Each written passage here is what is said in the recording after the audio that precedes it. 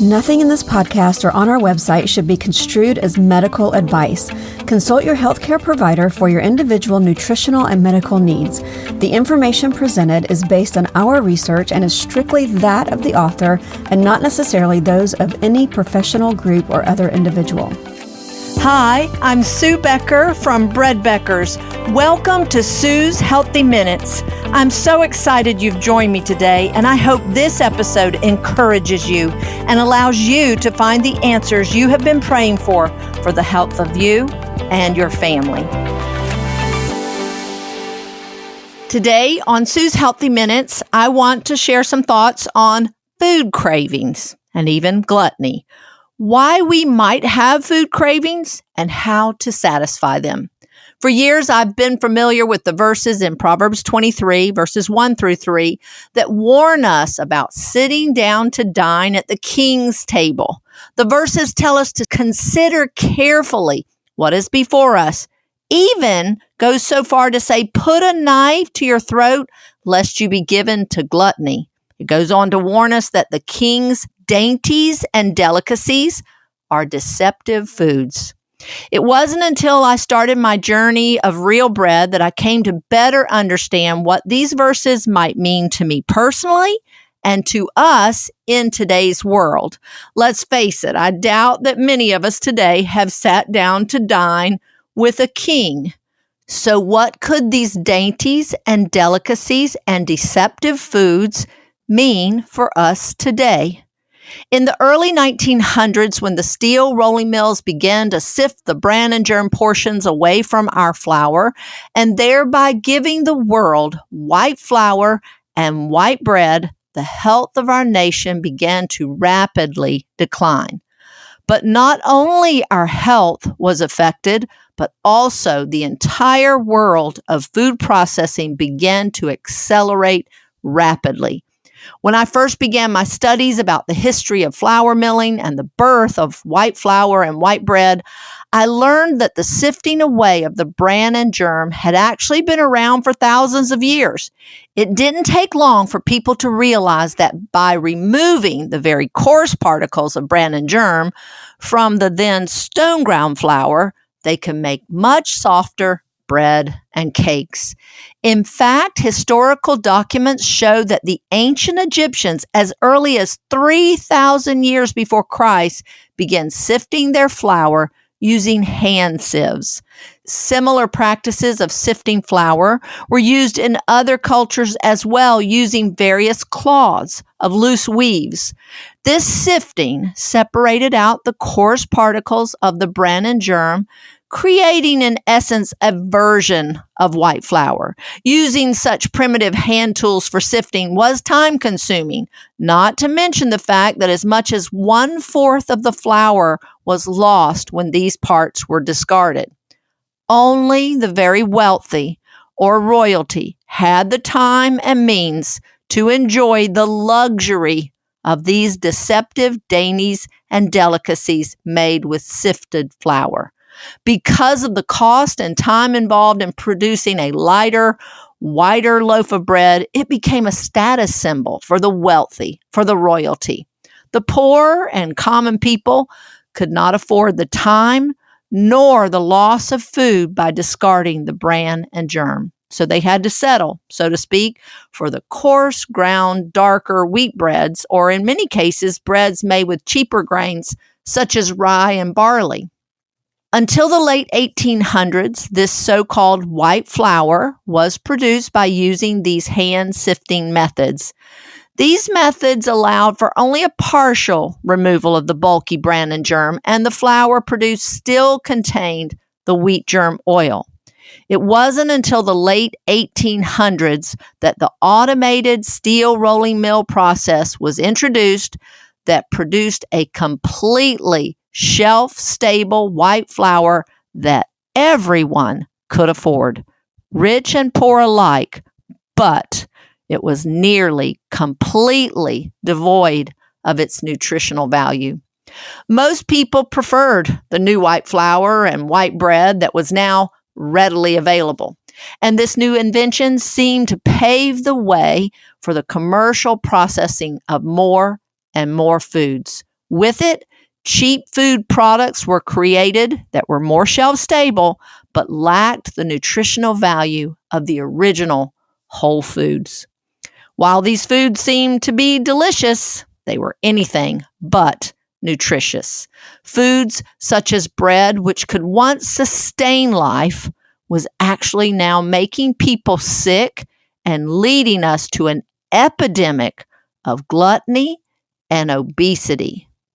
But the appeal, now, everyone got to enjoy the dainties and delicacies of the rich.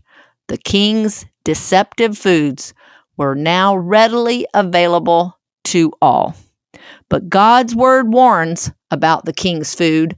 Little did I understand years ago that most of the processed food products that line our grocery store shelves, particularly the bread and flour products, could certainly be classified as the deceptive king's food of our day.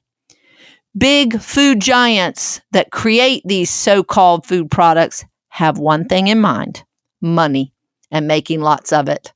Now, there is nothing wrong with a business wanting to make money, but to do it at the expense of my and your health is quite a different story. You see, food companies for years now have taken perfectly nutritious and delicious raw foods, pulverized them, cook or pasteurize them until they are tasteless, and often remove the most nutritious parts to make them more shelf stable. Then, to make these foods desirable to eat, they must add lots of salt, sugar, fat, and artificial coloring and flavorings. But they soon learned that by doing this, you will not only want to eat these foods, you will not want to stop eating them, and you will even begin to crave them when you don't have them. What is it that food manufacturers know that you and I may not know? Well, they learned there is an area located in the hypothalamus of our brain known as the appestat, which seems to control a person's appetite for food. The appestat, though, is constantly monitoring the blood for nutritional content. Only when the needed nutrients are present at their proper levels in the blood will the appestat allow a person to feel entirely full and satisfied. So what does this mean to you? When you eat something like salty potato chips, at first you taste salt. But once those chips hit your bloodstream, the appestat wonders, where are the nutrients? Since the appestat is not satisfied, the message to keep munching is looped in your brain, and mounds of calorie-dense junk are then consumed almost uncontrollably. You aren't full because nutrients are missing, so you keep eating until you have consumed the entire bag. I remember a slogan from years ago when I was growing up for a popular brand of potato chips. It said, "I bet you can't eat just one." And how right were they? But potato chips and snacks aren't the only culprits. In his book, Beating the Food Giants, food scientist Paul Stitt says this: many nasty tricks are used by food manufacturers to make you overeat. Adding lots of fat, sugar, and salt are obvious ones. But they know that if they add enough fat, sugar, and salt, Americans will eat almost anything. Paul Stitt worked for years as a food scientist at Quaker and knows firsthand how these companies add or subtract key nutrients to keep you eating. So it's not only what food companies add to our food that creates a problem, but also what they remove. Remember God's warning that the king's food can lead one to gluttony. So what is missing from these processed foods besides essential vitamins and minerals? Well, first and foremost is fiber. The fiber found in fresh fruits and vegetables, and particularly real whole grains, is missing in the denatured and heavily processed food products that we find in our grocery stores. Fiber is commonly known as a cheap belly filler. It's broken down more slowly during digestion, so foods with fiber will move more slowly from the stomach to the intestines, giving you a feeling of fullness longer. Let me just give you a simple example of what fiber does in our food. It takes about 16 apples to make 1 cup of apple juice. You can easily consume 1 cup of apple juice in one sitting, maybe even 1 large gulp. But you could never eat 16 apples in one sitting. Why? The fiber, as well as the nutrients in the apple, fill you up and satisfy you. People often ask me if they will gain weight if they start making and consuming real bread made from freshly ground whole grains. My answer is the same each time. Most people find that they lose weight because they are eating less, because the bread, real bread, full of fiber, fills them up and satisfies them. Remember, Jesus compared himself to bread. And in John 6:35, he says, I am the real bread of life, and he who comes to me shall be satisfied. Now, I understand that Jesus is talking here about being spiritually satisfied, but everyone listening would have understood the comparison that the physical bread of the day filled you up and was satisfying. The commercially processed bread and flour products such as cakes, cookies, and donuts of today with the bran and germ removed has virtually no remaining fiber, therefore does not fill you up or satisfy, leaving you hungry and wanting more, and in fact, able to consume much more than normal.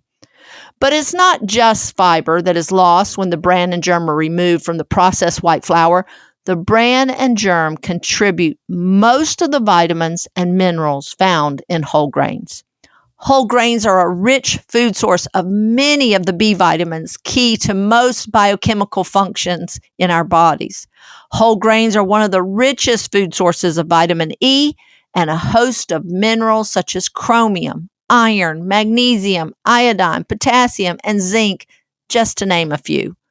For the more than 30 nutrients lost when the bran and germ are removed from commercially processed flour, only 5 are added back to the flour, now considered to be enriched. But that's like someone stealing $25 from you and giving you back 99 cents because they feel sorry for you. So when we consume processed foods in place of real whole foods, we are consuming foods that not only have addicting ingredients added to them, but also foods that are almost completely devoid of the nutrients our bodies need to survive and thrive, and therefore to be satisfied. So even though we may feel full after typically over-consuming at mealtimes, we are not truly satisfied and often find ourselves craving something more, usually something sweet or salty. Cravings are generally signs from our body telling us that we need something. But cravings don't always mean that something is out of balance. They can mean that you are stressed or even simply dehydrated. But more times than not, cravings are an indication of a nutrient we are needing. For example, someone that craves ice and especially likes crunching that ice might be low in iron. So, what are some other common cravings that might indicate a nutritional need? And what might we eat instead to satisfy us? A common craving, especially for women, is chocolate. A chocolate craving might indicate that you are low in iron, but most often it means you need some magnesium. Raw cacao or chocolate is actually a good source of magnesium, iron, and even fiber. But nuts, seeds, fresh fruits and vegetables, as well as wheat and other whole grains can also satisfy those magnesium needs. Sweets and other sugar-filled food cravings may indicate a need for chromium, or that your blood sugar is rising and falling too rapidly. So plenty of high-fiber foods like fresh fruits and vegetables, and especially whole grains and real bread, can help stabilize your blood sugar levels and prevent those drastic rise and falls, as well as provide you with much needed chromium. Craving salty foods might indicate that you are simply dehydrated or your adrenals are stressed. Plenty of B vitamins found particularly in whole grains can help, and choosing more healthy salted foods like nuts or seeds might be better than that bag of salty chips. I'm not going to talk about caffeine consumption today. We'll address that later, but it's certainly something to be considered when adrenal stress is a problem. These are just a few examples of some common food cravings, and in no way is it intended to be absolute or any kind of diagnosis. There can be many reasons for cravings, but knowing what your body needs as opposed to giving in to what it thinks it wants can go a long way to being satisfied. Unfortunately, the standard American diet and the processed foods offered in the grocery store contribute much to these cravings. What is the answer to beat these food giants and begin to get our health back?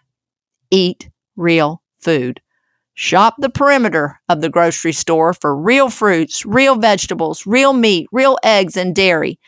And most of all, eat plenty of real bread made from freshly milled whole grains. Remember, whole grains are the most nutrient-dense food that God has given us. They are a nearly perfect food group containing most all of the nutrients needed to promote health, sustain life, and most importantly, to satisfy. Remember, Jesus compared himself to bread, saying, "I am the real bread of life. He who comes to me shall be satisfied." I realize that the holidays that are approaching will give us ample opportunities to enjoy foods and treats that may be slightly less than ideal. While we may not want to completely abstain, we may want to at least be careful when we sit down at the King's table and not overly crave those dainties and delicacies. And also, you can always make them a bit healthier by using freshly milled flour. Thank you for listening today. Until next time, this is Sue Becker from Bread Beckers with Sue's Healthy Minutes. Sue's Healthy Minutes podcast has been a presentation by the Bread Beckers Incorporated located in Woodstock, Georgia. For more information, store hours, and learning opportunities, visit breadbeckers.com and follow us on Facebook and Instagram. Make sure to subscribe to this podcast and never miss an episode. Share this with 2 friends who would benefit from this information, and be sure to join us again next week for more of Sue's Healthy Minutes.